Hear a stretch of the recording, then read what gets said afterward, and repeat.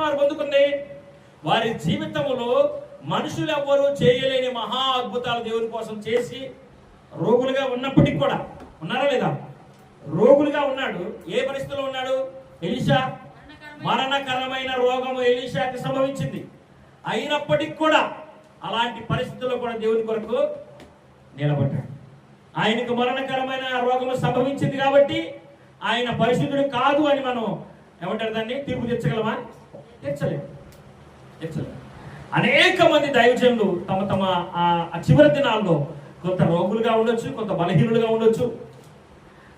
అలా అని అందరూ రోగగ్రస్తులై ప్రభునందు నిద్రిస్తారనే మాట నేను చెప్పను, కానీ వారి యొక్క ప్రభు యొక్క చిత్తానుసారంగా వారు ఆ కాలాన్ని వెళ్ళబుచ్చుతారని మాత్రం చెప్పగలను. అయితే మనం జ్ఞాపకం చేసుకోవాలి, మనము ఏ పరిశుద్ధులైనా కానీ, ఏ దేవుని బిడ్డలైనా కానీ, ఏ దైవజనులైనా కానీ ఏమంటారు దాన్ని